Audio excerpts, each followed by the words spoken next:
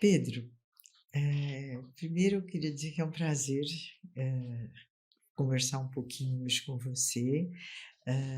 Você é um dos mais novos Uhum. colegas de trabalho, embora já esteja aqui há alguns anos, Aham. né? Hoje eu sei que você está fazendo mestrado na USP, e eu acho que a tua presença aqui no nosso grupo foi muito importante, porque a gente tem aí uma situação hoje pós-pandemia Uhum. muito grave em relação aos jovens, né? A gente já tem sentido um movimento de busca muito maior Uhum. do pessoal que está saindo do ensino médio, Uhum. passando para a universidade, as dificuldades importantes Uhum. da vida universitária, as perspectivas de futuro. E o trabalho que a gente veio desenvolvendo e montando em equipe, de modo bastante importante, eu, você, Ana Paula, tem sido muito interessante, porque é um trabalho, vamos dizer, inovador dentro Uhum. do campo da psicologia, e ele também traz uma, para os jovens, uma sensação de estarem sendo acolhidos num momento de dificuldade, mas de uma maneira muito apropriada, muito focal, né, que é o que você vem Uhum. fazendo.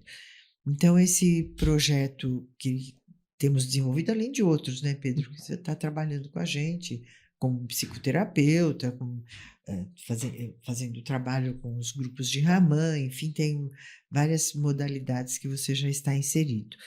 Mas eu acho que esse trabalho de novo é um diferencial dentro do trabalho da nossa equipe e acho que seria muito bom você falar um pouco a respeito. A gente anda bastante interessado, né, Maria Clara, em algumas questões, principalmente nesses momentos de travessia.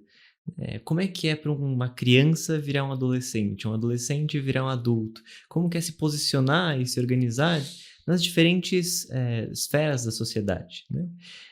Eu penso que um pouco do nosso projeto, que a gente denomina como Projeto Percursos, é observar o jovem em quais são as dificuldades próprias deles. E aqui eu quero dividir em duas, né?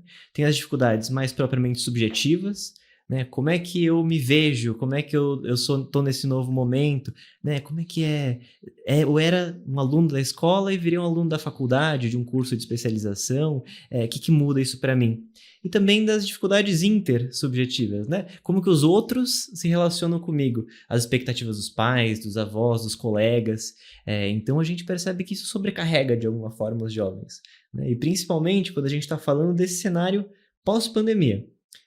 O que significa ter um primeiro dia de aula de uma faculdade online?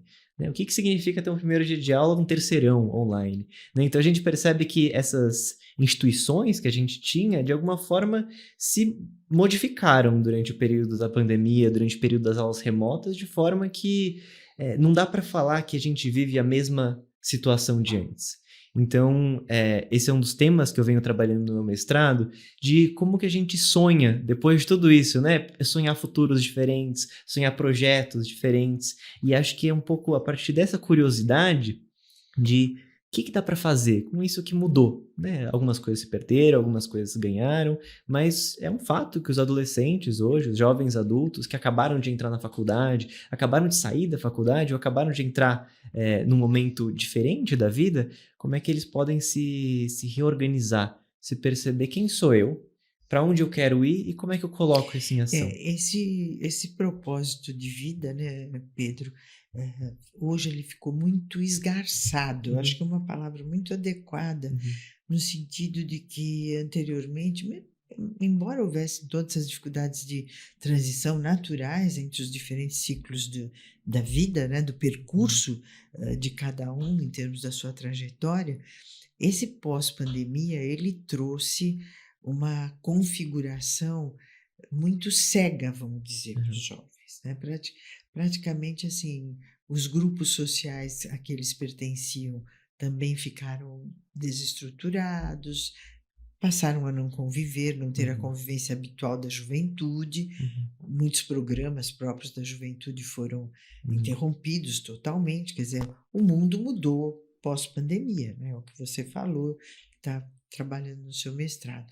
Então, a gente tem hoje uma realidade para ser pesquisada, ser explorada, acho que é a palavra melhor, pelos jovens, para ver onde é que eles vão se situar, considerando a parte interna, como você disse, a própria subjetividade, aquilo que podem ser propósitos de realização pessoal e futuramente profissional, né? Então, eu vejo a importância desse teu trabalho muito sincrônica com este momento da vida da sociedade, né? Da vida da instituição universidade, né?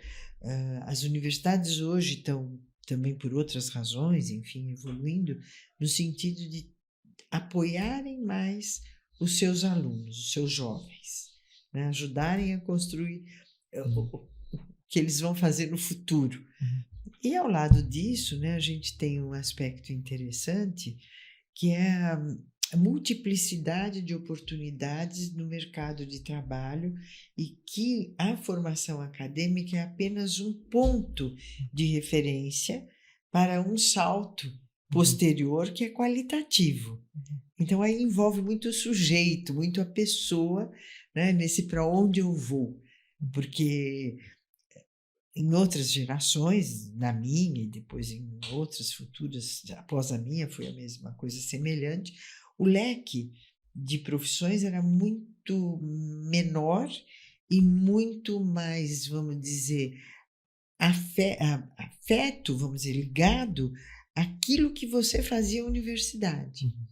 Né? Hoje não, hoje um engenheiro faz engenharia, mas ele vai trabalhar com processos, com logística, ele pode fazer tantas outras coisas que quando, né, a gente tinha a profissão do engenheiro, que era engenheiro civil, engenheiro de elétrica, tinha algumas modalidades, não se sonhava com isso.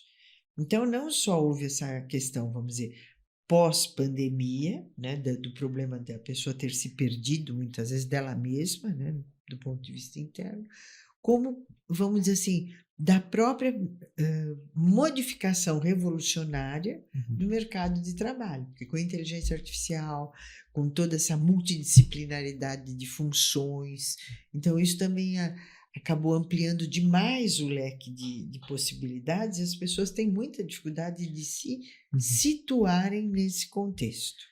Eu queria, né, pensar por que é tão difícil e tão doloroso aquela cena das cadeiras vazias na escola, né? Eu não acho que é só pela pandemia, mas eu acho que ela informa a gente de algo que era essencial para o processo educacional que a gente perdeu durante um período da vida, que foi a comunicação com os outros.